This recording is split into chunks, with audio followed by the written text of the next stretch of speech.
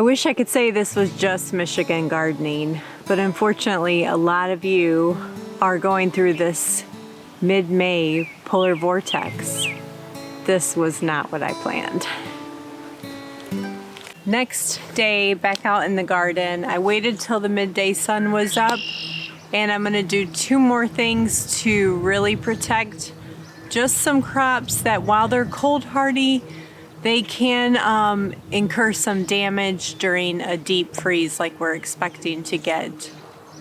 Oh, I'm looking at my beautiful cherry tree behind you.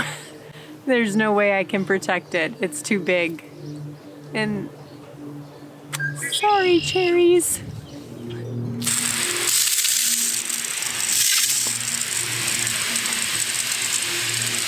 Okay, so I'm going to just give everything a really, really good watering.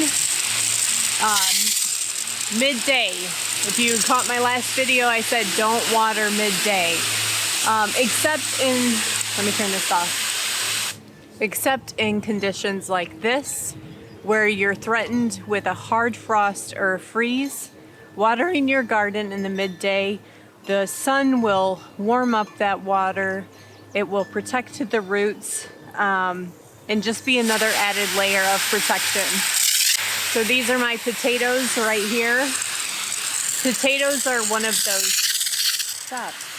Potatoes are one of those crops that at 28 degrees, they can really suffer some potential fatal damage once they're leafed out like this. I am not worried at all about my lettuce. It might get some foliar damage, but it'll bounce back just fine. Howdy, ma'am. Did you order some leaves? I did.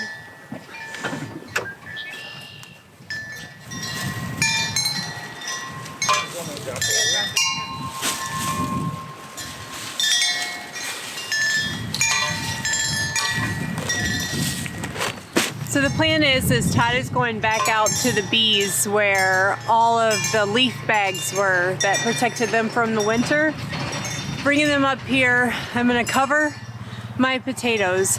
Potatoes will suffer near fatal damage at 28 to 25 degrees. So we're expected to get to 26 tonight with a possibility of 24. So typically, I wouldn't worry about my cold hardy crops. But guys, this is just darn right stupid, and it's asking too much for my gardener's grace, right? So I'm not gonna lose my crop. I'm gonna be smart. I'm gonna protect my hard work. So we're covering the potatoes today. The peas can handle up to 28 degrees. And like I said, it's going to get down to forecasted 26 with a possibility of 24. So I'm going to cover my peas, and then my strawberries are all in bloom. And if I don't get those protected, I'll lose my strawberries. So that's the only thing that I'm going to protect. I may mulch around my onions. They should be okay. Let me just tell you what that risk is. The risk is that if there was a bulb that had started to form, the bulb could freeze, and then once it thaws, it could rot. So I'm not sure. It just depends how far these leaves go, I guess.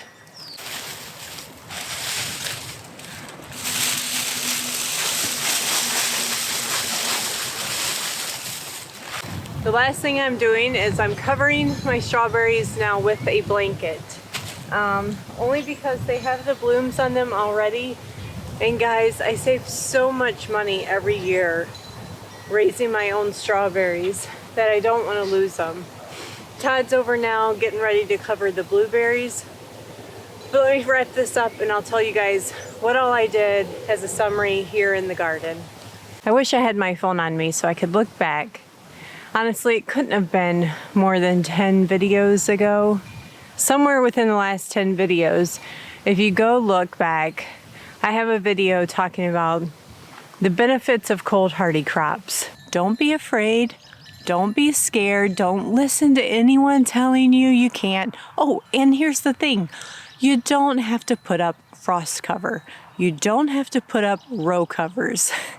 That's not the purpose, to go into that extra work. Cold hardy crops are the easy thing to grow. And I saw people covering their cold hardy crops when it wouldn't even get to like frost temperatures yet. I'm just like, there's no reason for that. They're cold hardy for a reason. And that's true, still true today. So my whole brassica bed, I'm not protecting, I'm not covering. My Brussels sprouts, my lettuce, not protecting, not covering my carrots, my beets, nothing. And like I mentioned, it's gonna get down to 26. But there are certain things that once they hit that point, and we had these long stints of beautiful warm temperatures, so the plants were growing at what they thought Mother Nature wanted them to do. And things like my potatoes, they are too far to the point that they can't take that sharp blast of freezing temperatures. So I had to protect those. So that's this whole row right here. You'll see the lettuce is uncovered. Now behind that back corner is my peas. My peas, heavy layer of protection, just because while they might not all die, I will suffer some loss. And my big goal this year is to grow enough peas that I can put up enough for our family for the year. So I can't handle the crop loss. The blue strawberry beds were the ones that probably got the most protection. A huge deep layer of leaves, then covered with a blanket because they were already in bloom. Blooms were open all over my strawberry beds. Once they're to that point, if they would have suffered this freeze, I would have lost them.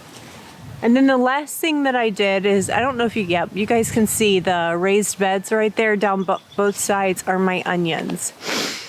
And just because I'm not quite sure how they would handle it, and they are a huge preservation crop for us, I didn't want to take the risk. I don't know that it was necessary. All I did is I put maybe like a 3 to 4 inch layer of leaves around the bases of the onions. But come tomorrow, I can take all of this off and we'll see what we're left with. And I know there was initially a chance of snow next week, but it was snow at 30 degrees, which is everything in the garden today can handle just fine.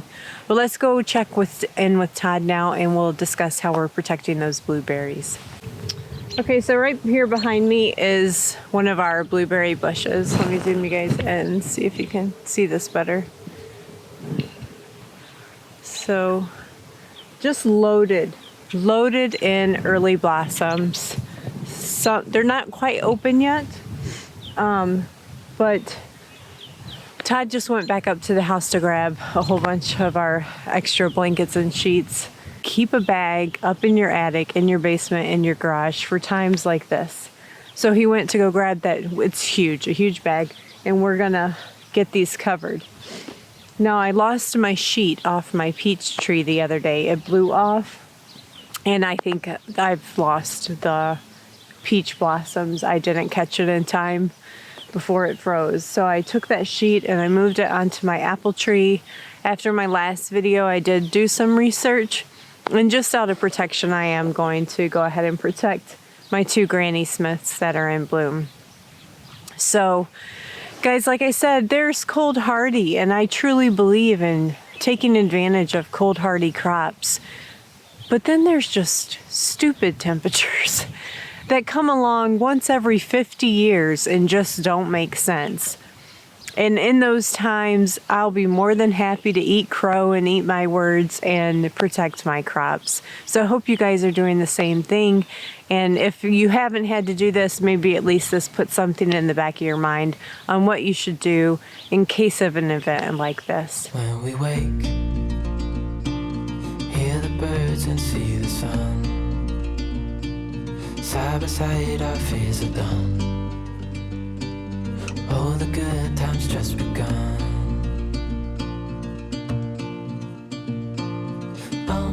We know what we have, let's hold on tight.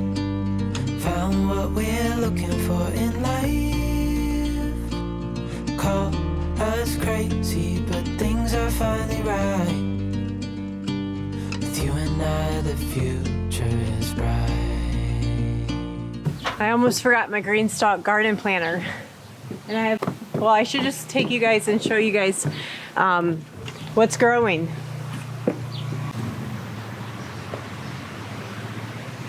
Lots of babies. Here. Some right there. Come down here. Look at all those. So I should water this before I put it to bed. Nice.